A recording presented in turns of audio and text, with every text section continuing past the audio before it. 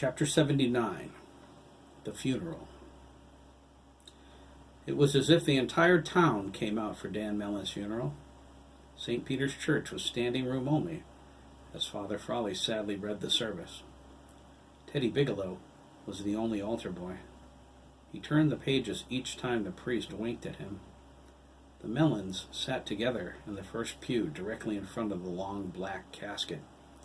Cynthia quietly sobbed on her mother, Celia Beasley's shoulder. Kevin was beside her, fearing his wife was near a nervous breakdown. He couldn't blame her. It was all so senseless. He called out in his mind, searching for Danny, but only silence answered. He felt an unnerving sense of impending doom. This wasn't over. It engulfed his heart in a shroud of despair. Friends filled the pews and the aisles in a somber living mass surrounding the Mellons. They flowed out the doors into the street. Parents, practically the entire high school, and all of the middle school kids. Some were without adult escorts, drawn to the death of one of their own, their core belief in their immortality irrevocably shaken. They stood next to something inconceivable mere days before. Death was for old people. A child's life wasn't fragile. The organ played and the people sang out. The church shook with emotion. The faithful hoped God would grant Dan eternal life. Jeremy squirmed uncomfortably. The starch in his shirt made him itch. Craig was next to him, itching too. Dabney was absent. He didn't want his bruises on display. He offered Derek his sincere condolences this morning, before he returned home with his werewolf. Jeremy asked if he was taking Chris up on his offer to come back and spend another night. Dabney said he was, without a doubt. There was a lot he needed to talk to Chris about. He said nothing to his father when he walked into the estate. Jerry ignored his silence, but glared at him and his werewolf with suspicion. When Tammy asked if he was attending the funeral, he spouted a resounding no before vanishing into his room. Jerry was elated Dabney spared him the embarrassment of his weakling son sitting next to him. Craig raised his arm at the same time Jeremy did.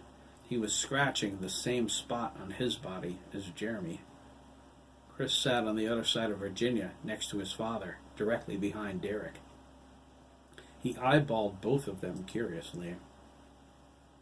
"Will you stop itching?" Craig thought at Jeremy. They mimicked each other's scratching again. The service seemed to go on forever. "You're driving me crazy." "I can't help it, Craig," Jeremy thought back. "It's this stupid shirt." Craig rolled his eyes. Jeremy pinched the back of his hand. Craig jumped. He glared at him, his eyes wide. "Just wait, McKee," he thought angrily. "Yours is coming." "Oh," Jeremy cried. "I'm scared." Everyone sang the final hymn. Sandy looked across the aisle to Chris as Dan's coffin passed. Chris met his gaze and nodded, gesturing at Matt. Matt caught the look between them as he walked with the other pallbearers. "Thanks a lot, guys," he thought. "I already feel like a total dweeb." The congregation filed out behind the casket. Kevin walked in front of them with Cynthia, nearly having to carry her. Jerry's gaze met Dr. Stone's as he stepped into the aisle. The doctor looked nervously away. Jeremy wondered what his problem was. Craig thought it was probably hard for all the parents with kids Dan's age. Jeremy agreed. His mother was undoubtedly wigging. Dr. Stone filed in a few people behind the McKees. He had a hard time taking his eyes off Jeremy. Every time he looked at him, he remembered how odd this week had been. Each morning he got up and went into Sam's room to wake him for his run. Each morning he stood in the doorway, overcome by an incredible feeling of loss. In the words of his youngest boy, Stephen, Dr. Stone was bugging out. It got worse throughout the service. The way Jeremy, McKee, and Craig Dougan kept scratching themselves at the exact same time in the same places. They were mimicking each other's movements perfectly. Dr. Stone walked outside into the sunlight and felt a chill. He saw Jeremy and Craig scratching their left ears in unison. Keith Kerouac reached over and pulled Chris out of the line. His expression denoted concern. Chris looked at him, puzzled. Keith cupped his mouth to Chris's ear and whispered something to him. Chris drew back, his face filled with surprise. Keith's face reflected sincerity. Chris nodded slowly. He put his hand on Keith's shoulder. "Thanks, man. Seriously," Chris said. "Call me when you're not grounded. We can get together or something." "Sure," Keith replied. "I'm glad I finally got to say that. I haven't been able to message you. Mom's watching me like a hawk." "It's cool, Keith." Mona yanked Keith away. Chris got back in line with his family. Jeremy asked, "What was that all about?" Chris replied, "He wanted me to know he was still my friend, no matter how many rumors Danielle starts. He said he didn't care what Dan said either, and that he'd share a tent with me camping any time I liked." "Oh," Jeremy nodded. "Cool." The graveside services were behind the church in the cemetery. The boys from the campout stood together, hand in hand, on the opposite side of the casket from the adults, which not only included Hiram, but also Todd O'Connor. Todd was looking at Chris, not with his usual arrogance, but with honest fear. He closed his eyes and looked down. Everyone hung their heads in prayer, except Hiram, as Father Frawley read the 23rd Psalm. Chris looked up, sensing Hiram's stare. He answered it with a gaze filled with contempt. When Ricardo joined Chris with the same hatred in his eyes, Hiram knew Chris had broken his long-held silence. It didn't matter. The hill would help him. She had to. She needed him. He grinned at Chris as they lowered the casket into the ground. Chris nodded back, his expression superior and challenging. The crowd broke apart. The Mellons' close friends gathered together to go to a reception at their house. Teddy Bigelow paused to let Miss Adler pass. She leaned over and whispered into his ear. Teddy froze. Her words engulfed him. He heard them and felt them at the same time. They were inside his mind. They flowed into him so quickly it felt like they talked for an hour. Listening to her brought on a feeling of dread. There was a memory in his mind that he couldn't reach. It concerned the farm, the night he slept over.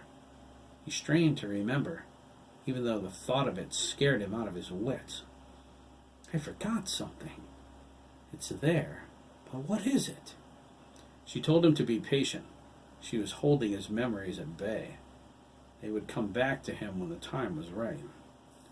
"Do as I say, Master Bigelow," Miss Adler's voice said into his brain.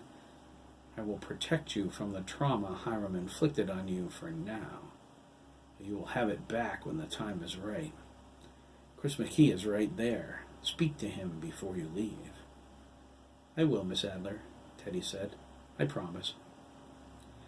He waited until Todd and Hiram walked toward the parking lot. Hiram opened the pickup door for Todd, but Todd declined, saying he would see the farmer later. He walked away in the direction of Annie Potts Road and Frank Garrison's house. Teddy went over to Chris and his friends. Chris looked at him curiously. "Chris," Teddy asked, "have you got a minute?" Chris nodded and led him away from the other boys. "What's wrong, Teddy?" he asked. He had a bad feeling what it could be. "Can I sleep over your house tonight?" Teddy whispered, not looking up. Chris frowned. "Is there something you need to say?" "Yeah," Teddy replied. His braces glinted in the sunlight as he spoke. "Not here, though. It can't be here." "Does it have to do with Hiram?" Chris asked. He leaned over and looked into Teddy's blue eyes. Teddy looked away. "I can't talk about it now," he insisted, waving to his mother. She motioned for him to come along. "Can you have more than one guest overnight?" "Sure," Chris said. He wanted to press him about Hiram, but he didn't for fear of scaring him away. "I could have a sleepover party if I wanted." I work the morning milking. Todd's working tonight. I know, Teddy nodded, his mind drifting for a moment. I'm working tomorrow night. He gestured toward the other boys. Can you invite all them? They'll be there. Come on, Theodore, Hannah exclaimed, her hands on her hips. You still have to change. Teddy nodded. Okay, he called and turned back to Chris. I have to go. I have to change out of my robes. I can come over about 8. I'm bringing someone too, okay? Thanks. Chris watched him jog away. The guys filed over with confused looks on their faces. What was that all about? Ricardo asked. We're having a sleepover at my house tonight, Chris replied, and you're all coming. They nodded. The expression on Chris's face was deadly serious. They turned toward Wicked Avenue as the sound of police sirens filled the air.